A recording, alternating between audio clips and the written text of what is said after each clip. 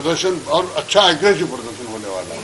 कांग्रेस अध्यक्ष के घर तक मैं बता रहा हूँ ये सारी चीजें आएगी। पर्टिकुलर किसने का क्या नहीं किया।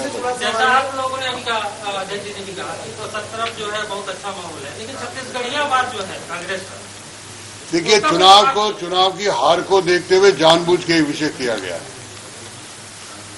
और छत्तीसगढ़िया तो सबसे बढ़िया, हमने तो हमारे घोषणा पत्र का नाम ही छत्तीसगढ़िया के मन की बात रखा है, लेकिन जानबूझ के क्यों उनको लग रहा है भय, और इसलिए एक नए विषय इशूज इकट्ठे करना ये उनका बना, इसलिए ये विषय ज्यादा चलने वाला नहीं। और भारतीय जनता पार्टी चाहे बस्तर हो, चाहे सरगुजा हो, चाहे प्लेन एरिया हो, सबको समान रूप से, अभी हमारे प्रदेश अध्यक्ष ने भी कहा, सबको समाहित करके हम आगे बढ़ने वाले हैं। माथुर साहब, सरगुजा में घोषित 5 प्रत्याशियों की जो सूची आप लोगों ने जारी की है, उसमें यदि रामगंज विधानसभा क्षेत्र को छोड़ दिया जाए तो बाकी सभी विधानसभा क्षेत्र प्रत्याशियों के विरोध की खबरें आ रही है। कहीं ऐसा तो नहीं कि भाजपा 3 महीने पहले प्रत्याशी की सूची जारी करके गले का फाड़ बन गया? देखिए, ये आपकी कल्पना हो सकती है, और जब प्रत्याशी घोषित होता है तो स्वाभाविक रूप से कहीं न कहीं किसी के मन में कोई बात आती है। लेकिन इतने दिन हो गए प्रत्याशी घोषित किए हुए, पूरी ताकत से हमारे जो भी घोषित प्रत्याशी मैदान में उतरे हैं, और जहां कहीं पे भी अगर किसी के मन में, ये एक स्वाभाविक प्रक्रिया, पार्टी का रूप इतना बड़ा हुआ है, एक विधानसभा में 10-10, 12-12 कैंडिडेट्स होते हैं, मिलता सिर्फ एक को, एक क्षणिक तुरंत कार्यकर्ता की भावना निकलती है। लेकिन भारतीय जनता पार्टी इन सब विषयों की चिंता करके डैमेज कंट्रोल जो शब्द उसमें लगी। सर, टेकाम जी का जो आईएएस है, जो भाजपा में आया है, उनको क्या भाजपा ने अधिकृत रूप से प्रत्याशी घोषित कर दिया है? नहीं, वो ऑफिशियली सूची जारी होनी है, लेकिन क्योंकि उस समय उनका रिजर्वेशन इस्तीफा नहीं हुआ था, इसलिए वो घोषित नहीं हुआ। लेकिन कल डॉक्टर रमन सिंह जी ने अपने निवास पे वो उनकी एक स्वाभाविक रूप से, क्योंकि हम वो लिस्ट 22 के लेके गए थे 21 की, वो इस वजह से रुके कि उनका इस्तीफा स्वीकार नहीं हुआ। पहले वो पार्टी ज्वाइन करे, पार्टी ज्वाइन कराने के लिए मैं खुद गया था, और अगली सूची में निश्चित रूप से ऑफिस प्रत्याशी बदले तो नहीं जाएंगे चुनाव में? अभी हमने जो 21 प्रत्याशी, उसमें 18 या 16 नए प्रत्याशी है। आप सोचिए, हाँ, तो 18 नए है बस। तो बदले जाने का उत्तर उसमें एक सूची में आपके सामने आ चुका है। पिछले चुनाव में भी बहुत सारे, एक अगर बोलेंगे तो ठीक है। चुनाव में भी सर बहुत सारे भाजपा में आए थे, कुछ आईएएस भी आए थे। जो भाजपा की विचारधारा करके पाए, हम सबका स्वागत करेंगे। जो प्रत्याशी का विरोध किया जा रहा है, क्या उनमें विचार? कहीं विरोध नहीं है। मैं बता रहा हूँ, मैं यहाँ 2 दिन से बैठा हूँ, 2 दिन से बैठा हूँ। पहले ही भाजपा कर रहे हैं, अगर एक बोलोगे तो मैं जवाब दे पाऊंगा। क्या किसी का नाम बताया किसी ने? लुंड्रा विधानसभा के जो प्रबोध भी सारे लुंड्रा के रात को 100 कार्यकर्ता मुझे मिलके गए, सब खुश होकर के गए, और लुंड्रा निश्चित रूप से हम जीतने वाले।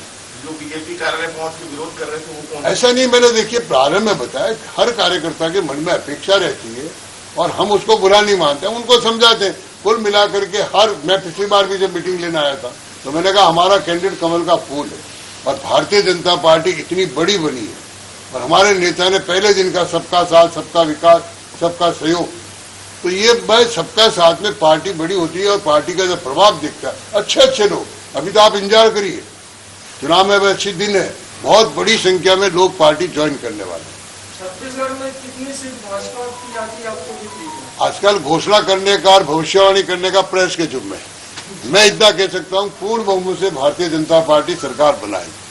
सर, जो अंबिकापुर की जो सीट है, काफी हाई प्रोफाइल सीट है अंबिकापुर की, तो यहाँ पे क्या समीकरण ऐसा नहीं कि मैंने कोई भी जो अच्छा कार्यकर्ता हो उसको भी टिकट दिया जा सकता है? इंतजार करिए उसका।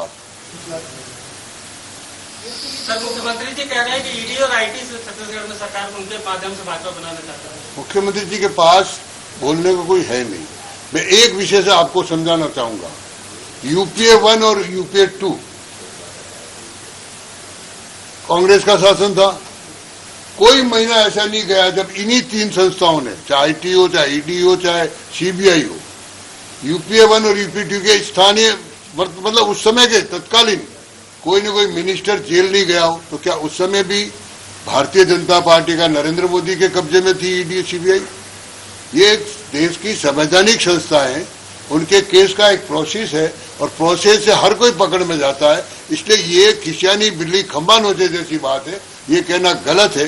मैं पहले अपने गिरबान में जाके कि 10 सालों में कोई एक महीना बता दे जब भ्रष्टाचार का इन्हीं संस्थाओं ने पोल नहीं खोली हो, और आप लोगों ने उजागर नहीं किया। जेल तक गए इनके कैबिनेट मंत्री, सस्पेंड हुए इनके कैबिनेट मंत्री। तो आज उनको ईडी और इन संस्थाओं के बोलने के बारे में बोलने का कांग्रेस को कतई अधिकार नहीं है, वो अपने गिरबान में खुद जाके। सर ये महादेव एक और फिर मैं दूसरा कह रहा हूं कि घबरा क्यों रहे?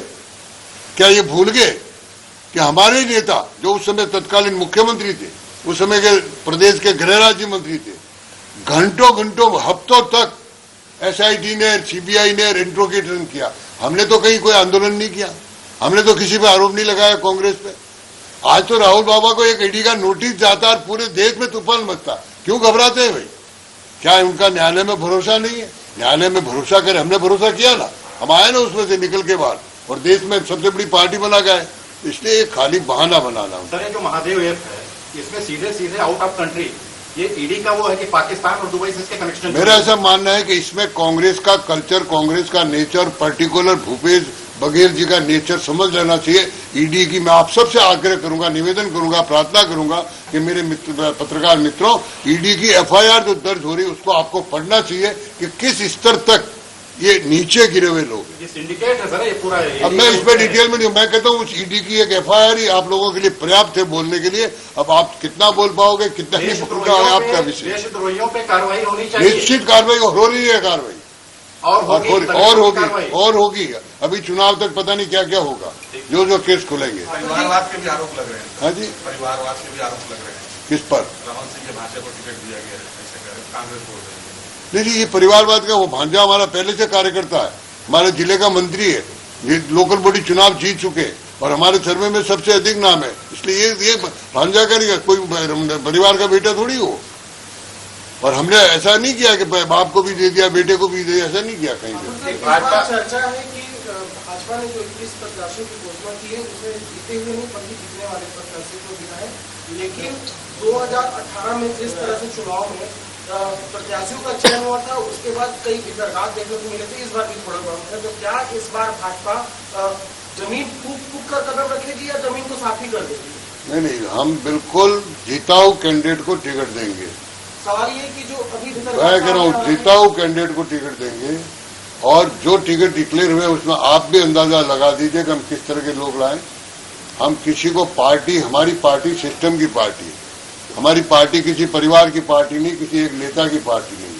तो हम सबकी राय करके नीचे तक सबसे राय करके फिर उसमें जीताऊ कौन है, और वरिष्ठ नेता भी अगर जीताऊ नहीं है तो उसको टिकट नहीं मिलता। जीताऊ को हम टिकट देंगे, यही हमारा फॉर्मूला है। और फिर पूरी पार्टी कमल के फूल के साथ जो लेके जाता है उसके साथ लगती है। जाति आधार पे आपने टिकट दिया है, कई जगहों पे ऐसा कहा जाता है कि जाति जो आधार बने हैं उसके आधार पे भी हमने दिया है। जैसे भड़गांव विधानसभा से वहाँ एक मामला आ रहा है कि जो रजवाड़ समाज है वो कहता है कि हमको अनुसूचित जाति में अगर शामिल नहीं करती है भाजपा तो हम उसका विरोध करेंगे, चाहे वो हमारा कैंडिडेट। हर समाज को लोकतंत्र में अपनी बात कहने का अधिकार है। सीतापुर जैसे विधानसभा हाई प्रोफाइल सीट मानते हैं, अभेद किला है कांग्रेस का, जीती इस बार पता लगेगा, इस बार पता लगेगा कैसा अभेद, इस बार पता लगेगा कैसा अभेद किला है। सर ये चावल घोटाले के तार जुड़े हैं सर। क्या चावल घोटाले के जो तार हैं वो क्या सरगुजा से जुड़े हैं? खाद्य मंत्री दूसरी क्षेत्र के हैं, सीतापुर के हैं। वो जो एजेंसियां जांच कर रही है उनको करने देना चाहिए, मैं उस एजेंसी का कोई अधिकारी नहीं हूँ। हजारों एकड़ में जमीन घोटाला भी है सीतापुर पर, बीजेपी। मैं कह रहा हूँ ये जो जांच एजेंसियां कर रही है उनको करने दीजिए। ये सारा काम बीजेपी ने ठेका नहीं ले रखा, ये प्रोसेस है, प्रोसेस में जो फंसेगा वो करेगा। अंबिकापुर के बारे में कुछ विचार क्या अंबिकापुर विधानसभा हाई प्रोफाइल आपकी कोई सिफारिश हो तो मुझे दे देना अलग से। आपकी कोई सिफारिश हो तो मुझे दे देना अलग से। चलिए, सबको धन्यवाद।